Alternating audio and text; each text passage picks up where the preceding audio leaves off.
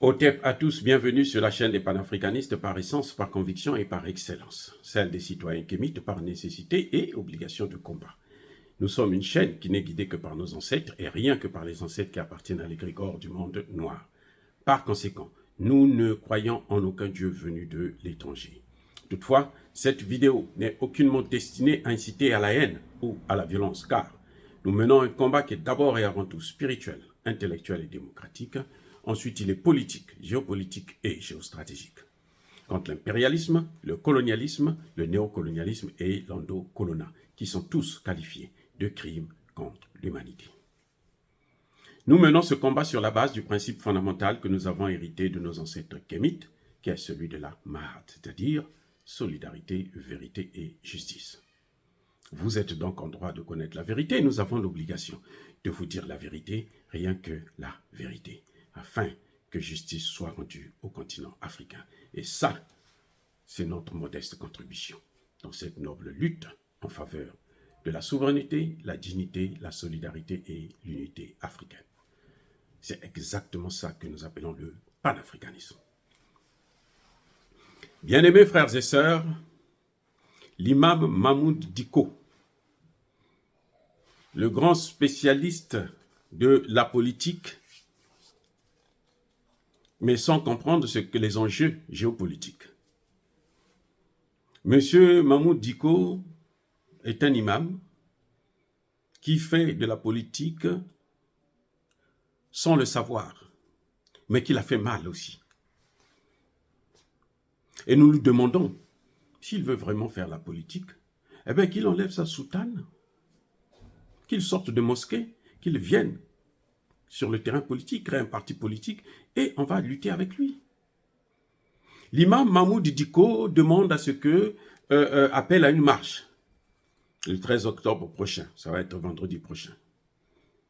Une marche pour demander la démission de Assimi Goïta. C'est-à-dire que notre petit vieux là, il commence à devenir dingo, notre grand frère. Et il a perdu la tête, il a pété les plombs. Vous savez, c'est ça le problème avec l'argent des Occidentaux. Quand les Occidentaux vous donnent de l'argent là, ça vous rend aussi bête. À partir du moment où vous acceptez l'argent sale, là, vous devenez automatiquement... C'est un problème spirituel. Vous allez voir que tous ceux qui prennent l'argent des Occidentaux, ils déraisonnent toujours. Après, ils déraisonnent. Vous ne pouvez plus les reconnaître. C'est-à-dire que vous voyez quelqu'un qui était intelligent, qui était... Mais après, vous vous demandez, mais attendez, il est devenu dingue comme ça, qu'est-ce qui s'est passé? Qu'est-ce qu'il a mangé? Qu'est-ce qu'il a bu? Comment, qui a formaté son cerveau pour qu'on puisse trouver un robot? Oui, si, à la place de l'homme. C'est incroyable. L'imam Mahmoud Dicko, c'est lui qui a mené le combat pour que Ibeka puisse partir parce qu'Ibeka n'arrivait pas à régler le problème du terrorisme. L'imam Mahmoud Dicko, tous les vendredis, il y avait une marche pour faire partir Ibeka. Il faut que Ibeka parte. Tous les vendredis. Jusqu'à ce que Ibeka démissionne. Quand Ibeka a démissionné, l'imam Mahmoud Dicko avait même un passeport diplomatique qui lui permettait de voyager, aller en France, aux États-Unis, partout là où il voulait. Et c'est dans ces voyages-là que les Occidentaux ont commencé à le corrompre. On lui a montré les avantages. Tu vois, ouais, quand il vient, il est dans un hôtel, les Occidentaux payent et tout, il est nourri, il est logé, il boit le jus, le champagne, comme il veut. Il a oublié la règle fondamentale de la religion dont il est le guide. Un guide religieux qui se comporte comme lui, corrompu. Et quand vous prenez l'argent des Occidentaux, là, il faut rendre service. Hein. Eh oui, c'est pas gratuit. Non, c'est pas gratuit. Il faut rendre service. Il faut poser des actes. Même si ça vous rend ridicule. Ce n'est pas leur problème. Ils veulent seulement que vous puissiez travailler pour eux. C'est ce que l'imam Mahmoud Dicko est en train de faire. C'est-à-dire qu'il est en train de tout faire pour que la France, les pays de l'OTAN puissent reprendre le contrôle du Mali.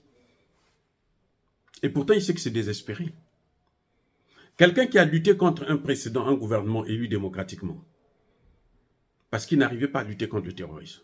Au moment où le Mali est en train de massacrer les terroristes, vous voyez, actuellement, au moment où nous parlons, l'armée contrôle toutes les localités d'Anéfis.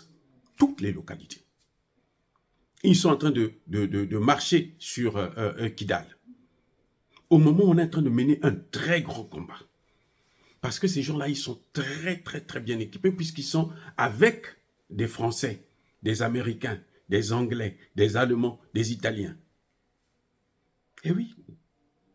Les terroristes, là, ne sont pas seuls.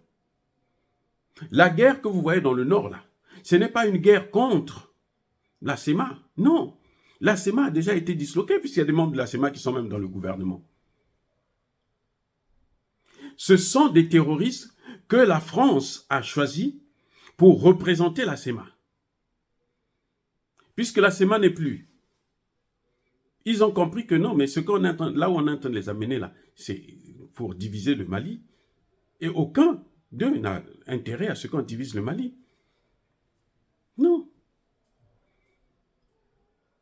Là, vous savez, les Touaregs, là, beaucoup parmi eux sont des Arabes. Puisqu'ils sont des Arabes, s'ils ne se sentent pas bien au Mali, ils ne veulent pas vivre avec les Noirs, ils n'ont qu'à repartir dans les pays arabes.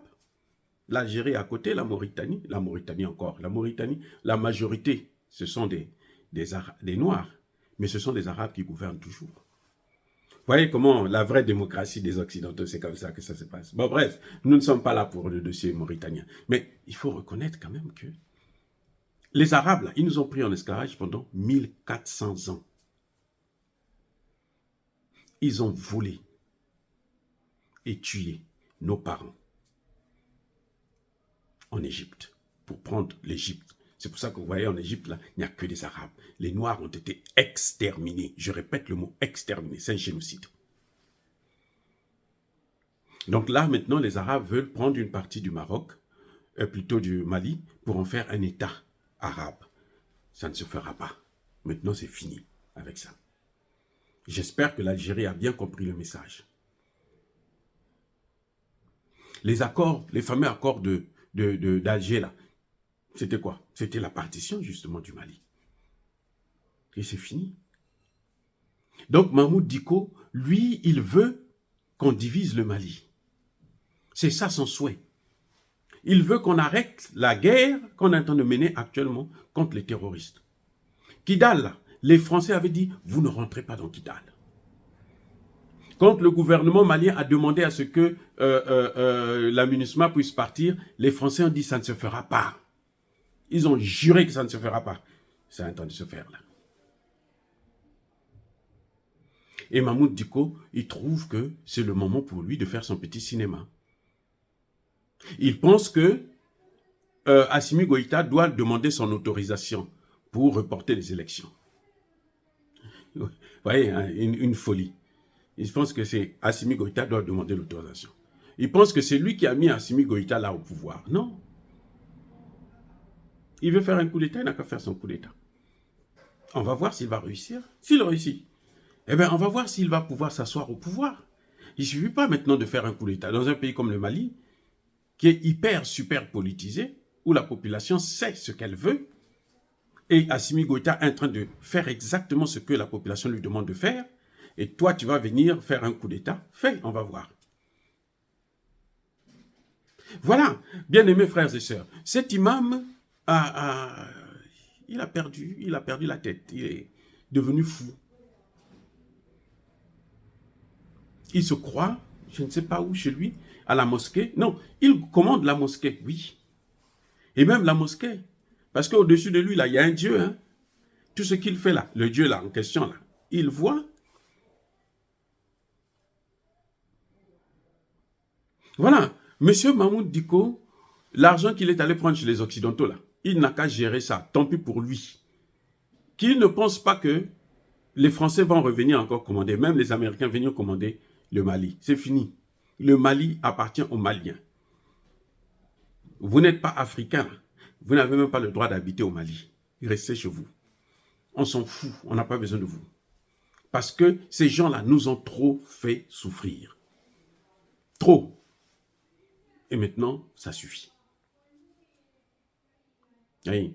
M. Mahmoud Dicko devrait comprendre maintenant que le Mali est en train de devenir un État souverain à part entière. C'est clair. Maintenant, il n'a des ordres à donner à personne. Le président de la transition, là, c'est Assimi Goïta.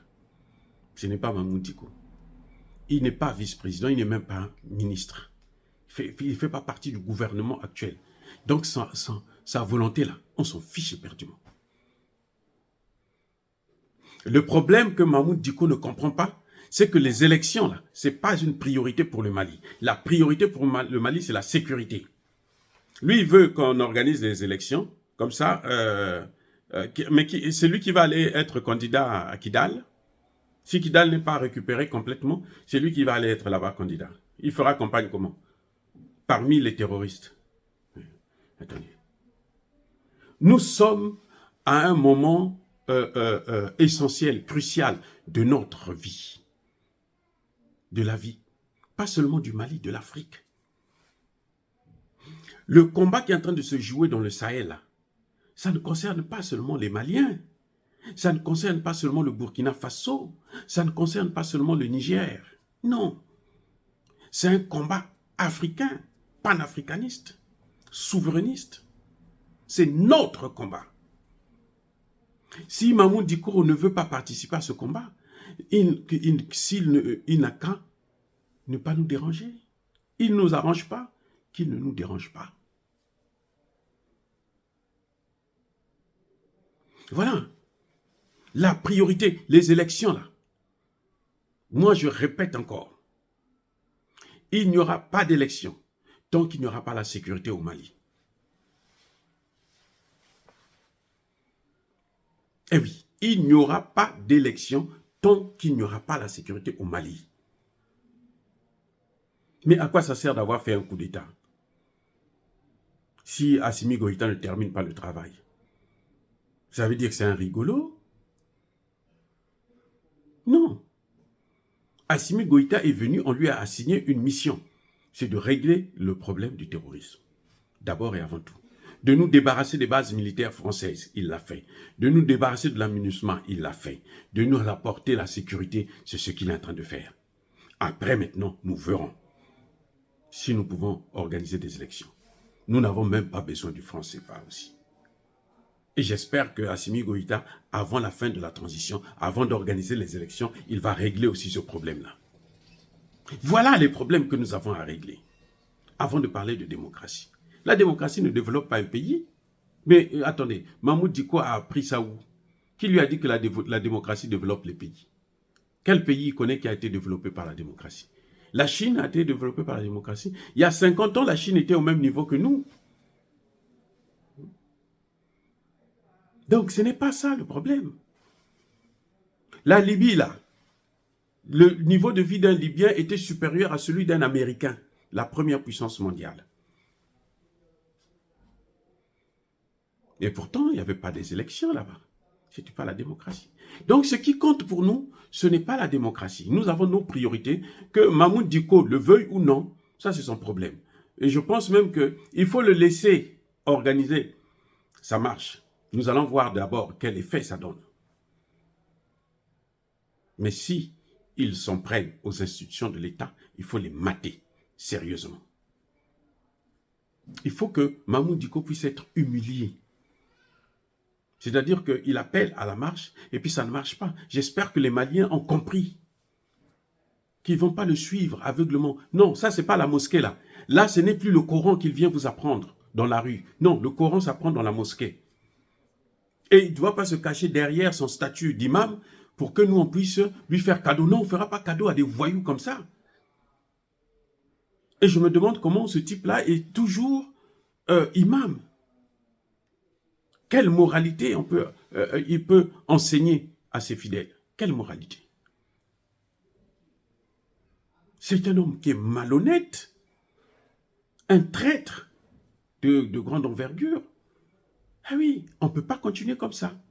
Bref, bien-aimés frères et sœurs, ce que pense Mahmoud Dicko là, bon, c'est normal qu'il puisse penser comme il veut, mais ce n'est pas normal que parce que les Occidentaux lui ont donné de l'argent, et puis bon, il veut venir jeter des pots de banane sur le processus de guérison du Mali. La fin du terrorisme, c'est ça que nous voulons. Je crois qu'il devrait plutôt rentrer dans la mosquée et prier. Dire cela, c'est inciter à la haine ou à la violence. Non, il n'y a pas colère. Encore une fois, bien aimés frères et sœurs, soyez bénis. Je persiste et je signe. Soyez abondamment bénis par le Dieu des Kémites et par nos ancêtres angélisés. Mais que tous ceux qui persécutent le continent africain le pillent et le déstabilisent, qu'ils soient noirs, blancs, chinois, arabes, indiens ou qui qu'ils soient punis, maudits, foudroyés, neutralisés, écrasés, effacés par le Dieu des Kémites et par nos ancêtres angélisés. Vive l'Afrique éternelle, j'ai dit et j'assume.